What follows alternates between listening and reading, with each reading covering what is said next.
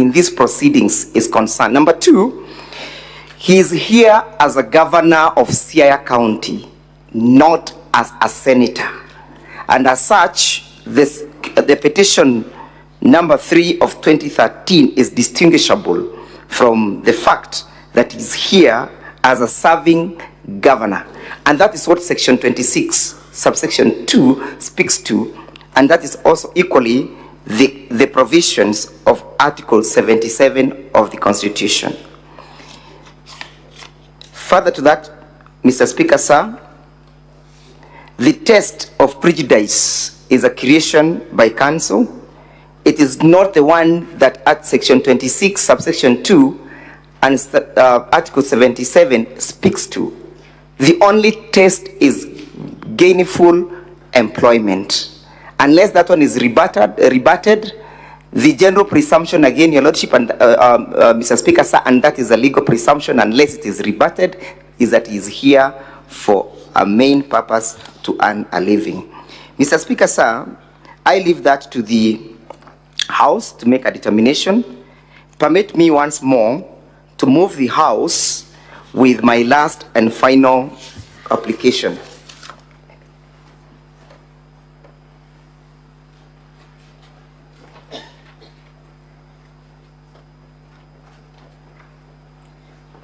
Yeah, insofar as, Mr. Speaker, sir, these proceedings are in issue. Mr. Speaker, sir, on the 8th of October, 2024, this House was served with a resolution from the National Assembly by the Speaker of the National Assembly via the letter that the Speaker of the Senate referred to.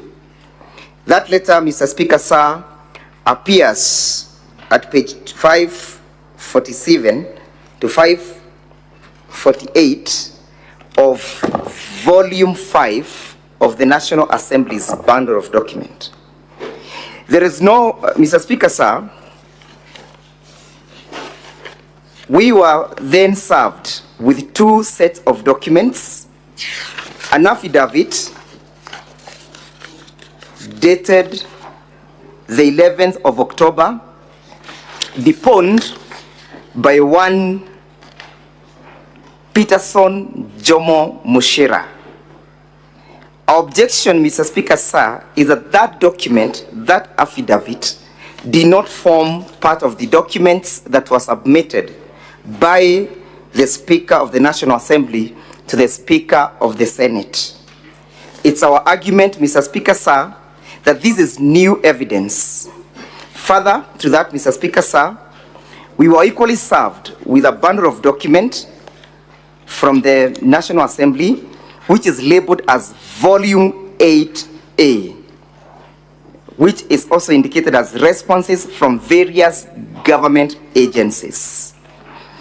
Again, Mr. Speaker, sir, this is new evidence that does not find itself at page 547 to 548 of the bundle of documents submitted to you or to this Honorable House by the Speaker.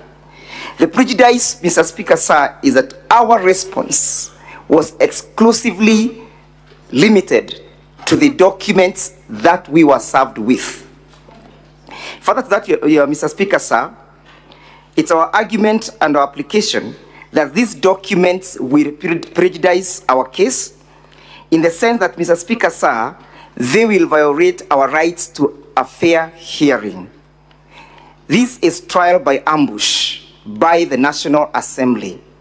It's a tradition of this House, Mr. Speaker, sir, and I refer to the findings of this House in the Honorable Governor Sonko in a ruling delivered by the Speaker of this House on the 17th of December, which ruling barred the County Assembly of Nairobi from introducing any new evidence.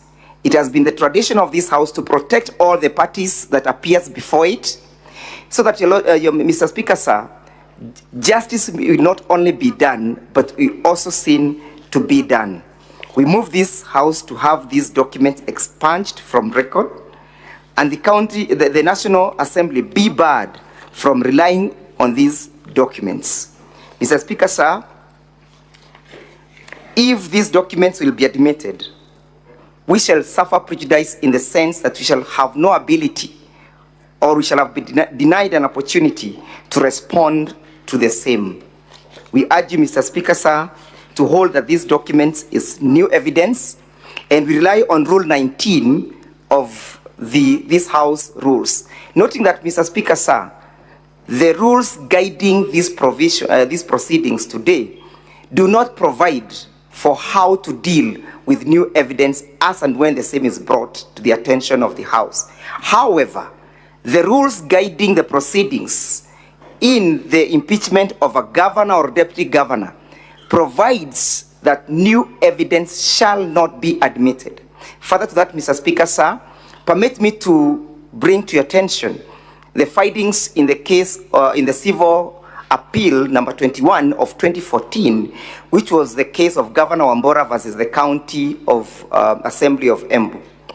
Mr. Speaker, sir, in that case, Justice Odiek, may the Lord rest his soul in peace, Chief Justice Martha Koome, as then was, and Justice Vishram held that these proceedings of the impeachment of a president or deputy president are paramateria to the impeachment of a governor. That is to say, they are identical.